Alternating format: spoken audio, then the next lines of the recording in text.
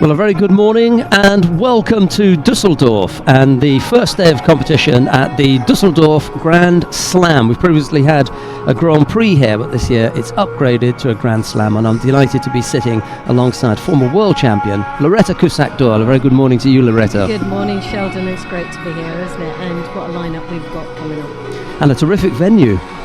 Wonderful, isn't it? And we've got teas and coffees and everything behind there as well, so we're going to be well looked after, I think.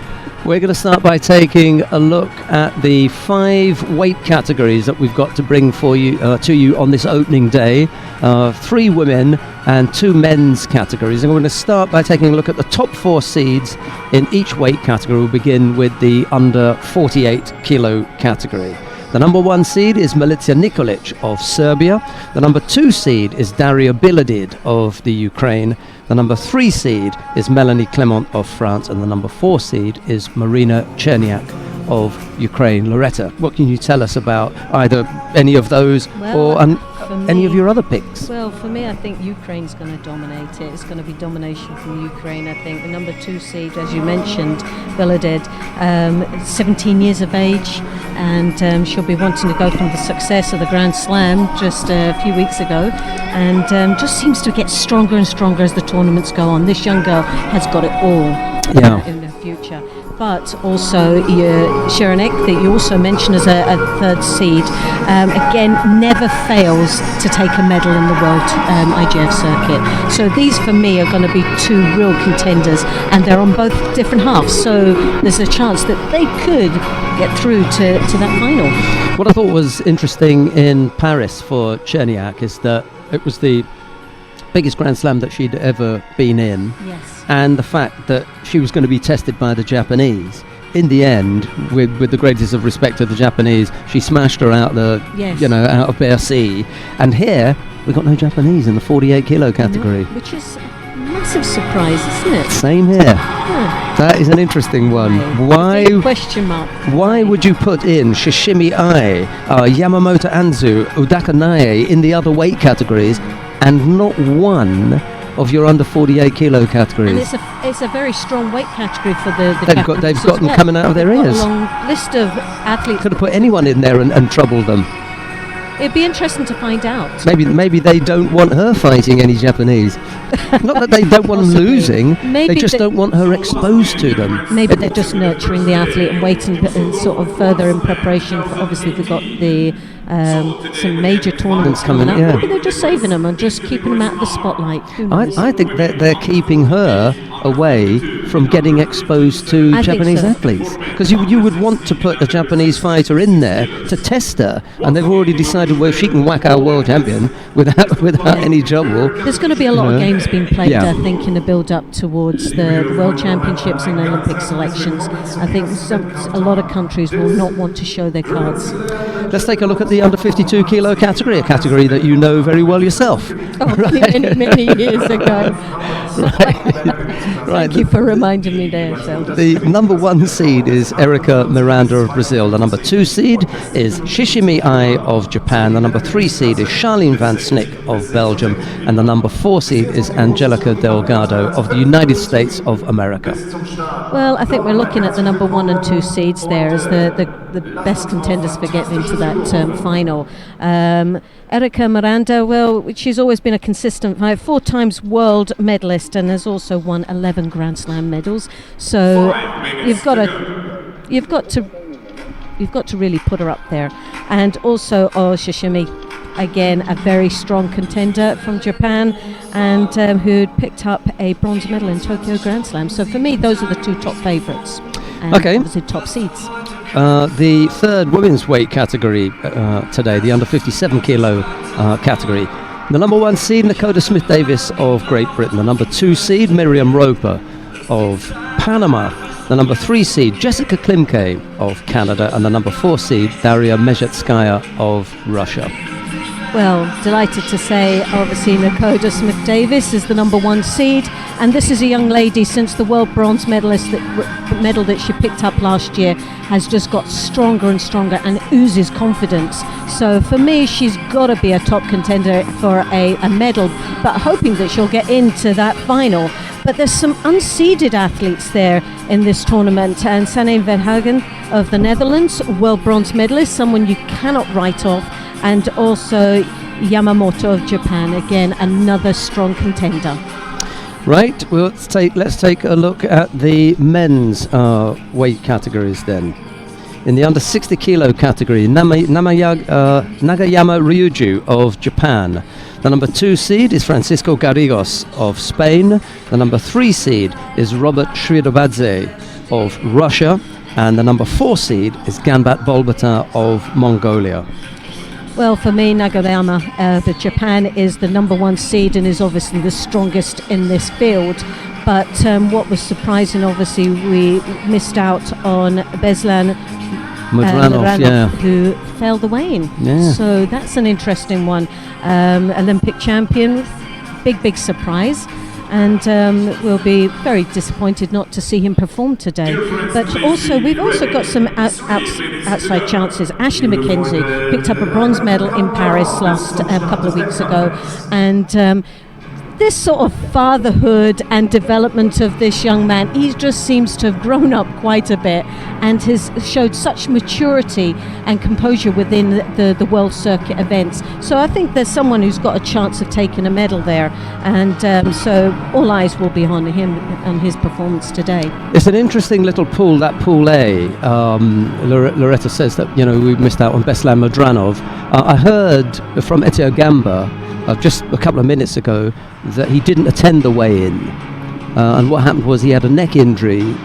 They looked at him during yesterday's warm-up, and they didn't like what they saw, and they decided to pull him out. So he didn't attend the weigh-in last night. So he didn't attend. But that pool has Nagayama Ryuju. Mohamed Jaffe is a good little boy, the Moroccan, isn't he? I think nice he's judo. A superb judo player, and someone that could upset a lot of athletes here today. But it is all about on the day of the performance and how they come out here on this world tour.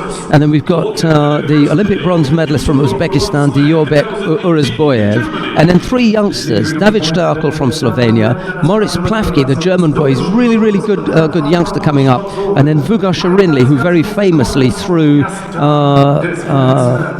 Nomura Tadahiro, the Japanese 3-time Olympic champion. He threw him twice for Wazaria a few years ago when he was just a teenager, Shirinli. So he's got some talent, but he's never really reproduced that. And that's all in Pool A. And you can't write off Boltata Ganbat, who actually, obviously this is a Grand Slam this time. Last year it was a Grand Prix. He actually won the gold medal. So obviously familiar grounds, possibly could pull that off. Right, let's take a look then at the last of the weight categories, the under 66 kilo category. The number 1 seed is Tal Flicker of Israel. The number 2 seed is Baruch Shmailov of Israel. The number 3 seed is Abdullah Abdul-Jalilov of Russia. And the number 4 seed is Yeldos Zhumakanov of Kazakhstan. Well, I think a domination here within Israel. 2 top seeds there. They've definitely got to get through. Someone's got to get through to those medals. But again, it's a tough weight category. 2 Russians in there. Zantaraya is capable of doing a whole lot out there. You can never write this young man off. And Severov, who's also making his debut at this 66, obviously has a strong track record at 60 kilos. But again, who knows? That move up, will it make the making of him? Or will it be something that he has to really start developing and putting his mark in that weight category? And then the Japanese in their unseeded Hashiguchi Yuki, look out for him. I think he could cause a few problems today. Right, we're going to take a look at our opening contest. It's on mat 2 in the under 66 kilo category. James Martin of Great Britain faces Artur Tur of Kyrgyzstan. It's Martin in the white judo gi, Tur in blue. Sit back and enjoy all the action. Well, as Sheldon was saying, we have Martin in the white and Tay in blue. This is the first round of the under 66 kilos, and very nervous start for both these athletes. A little bit unknown in previous performances, but Martin starting off very well there as he's dominating into the Niwaza. As a first look for me at James Martin. Interesting to see how he gets on. Mind you, he could have had a disaster of a draw when given the quality of the field. Yes. There's a few bodies in there that he would have wanted to have avoided, and he's done just that. He's got some international opposition, in front of him, or at the end of his hands at the moment, and he'll just have to see how he goes. But he could not really have asked for a better draw. No, it's a good start for this young man from Great Britain, and we'll just see how he carries on. As you can see, he's looking for that arm lock. He'd had a go at the shimmy was the first time round. Got himself into a reasonable position, almost rolled his opponent, and he's had a second bash there, so he's not afraid to have a roll on the ground. Well, his opponent Tame looks actually quite a young lad here, doesn't he? We don't have much information about this athlete. Lovely ashy wazzer there from Martin, stumbling his opponent backwards slightly. Looks the stronger of two to start in this first round. Trying to control his opponent's right sleeve there. Bridging over the top of the arm, but picks up a Shido, stumbling off the contest area.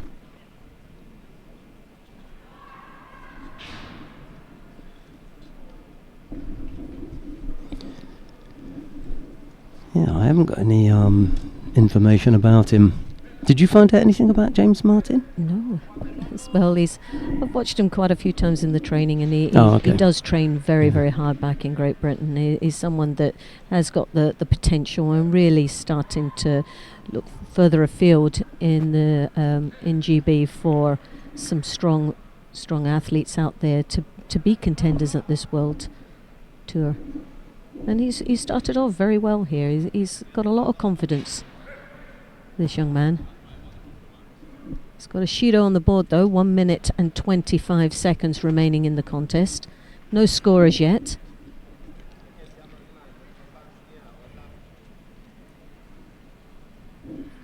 Both playing lovely drop Cianagi. Got the movement, didn't get a finish on there, but nevertheless a good attack from James Martin. Defending down in the Newaza. Tay obviously doesn't have much to offer in the grand, didn't look very confident down there.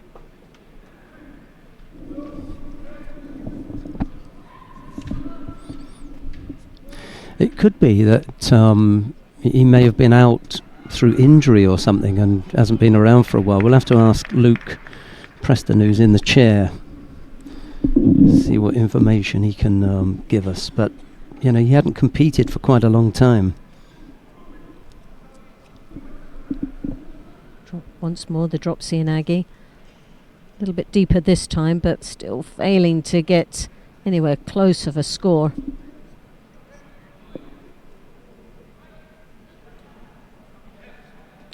Well, as we expect, first rounds, and it's a straight knockout, so neither one of these athletes really want to make any. They're not sacrificing themselves enough to go for that score. They're both playing a very cagey match here. Who's that in the second row there in the stands looking on with the glasses?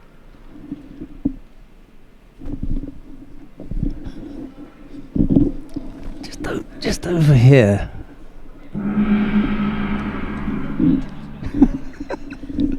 Billy Cusack. Is that? Possibly. Certainly looks like it from here. You should know. Maybe it's an age thing. My eyes just need to be no, I don't think it is. He certainly looks like him, It doesn't looks it? like him, yes. Dead ringer. Dead ringer. There cannot be two Billy Cusacks, that's all I can say. So we're now into the golden score. Still no closer to a score on this tatami. On tatami 1. First round, women under 48 kilos. Just wants to get his head up a little bit there. Just doesn't want to give the impression that he's, overly defensive or passive.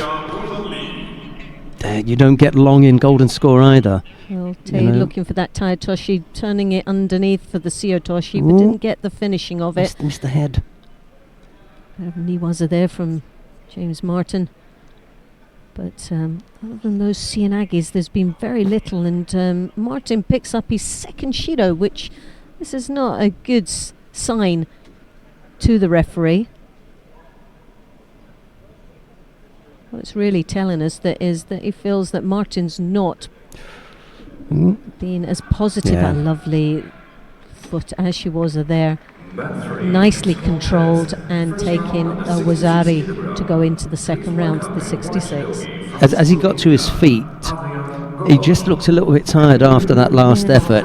It was that modified Kataguruma that he was trying. It wasn't a strong one. Got away with that. At least he put an attack in, but he was getting to his feet, and he wasn't quick enough to get up there. And the Kyrgyz man was able to catch his foot, maybe a little Diashi Barai, and bring him down for Wazari. Single score was all the Kyrgyzman needed to take him into. Round 2, James Martin goes out, but it wasn't, it wasn't a bad performance, given the fact that he's been off for so long. And we'll try and find out, as I say, from Luke Preston a little bit more about him. Right, who have we got coming up next? Suppose we could look around the different tatamis. Let's go down to mat number 1. Yeah, Figueroa. See what's happening on mat number 1. Julia Figueroa of Spain. She's up the against. number. Well, she's under top pool A. She fought in Rome last weekend. Great performance for that young lady. It's number 2 seed in Rome, but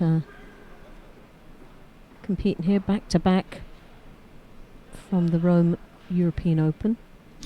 She's up against Aisha Gabanli of Azerbaijan. It's Figueroa in the white judogi, Gabanli in blue. We've already had a minute and a half. There's no score as yet. Well, Gabanli, obviously the Azerbaijan team will be hosting the World Championships this year, and so they'll be preparing hoping to do very well. And on home soil, Azerbaijans do tend to perform exceptionally. Did at the European Open, European Championships, I should say. So 1 minute and 49 seconds remaining. Figueroa following quite nicely, but just didn't secure that hold down. A lot of effort was made to get that leg out and didn't have the upper body control. Tries to rescue it a little bit more and looking for another opportunity somewhere. But sadly a missed opportunity to finish this contest. First round. Of men under 66 kg on mat 2. Please welcome in white judogi from Mongolia, Erchenbayar Batoktok. Und im blauen Judoanzug aus Deutschland, Michael Figueroa Haller. coming in with the drop. Left herself a little bit short in coming under her opponent's balance.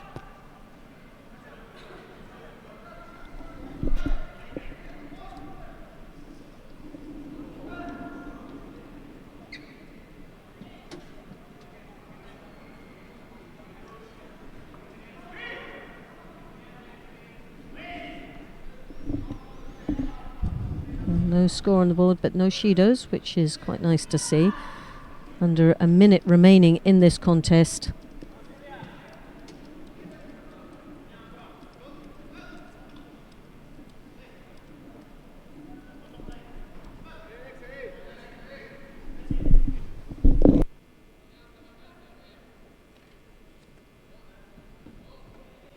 Figueroa looking for the shimiwaza.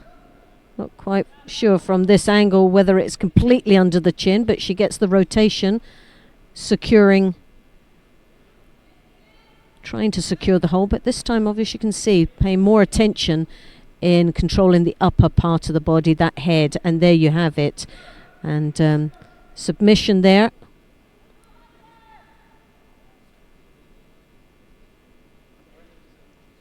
Gurabanli submitted.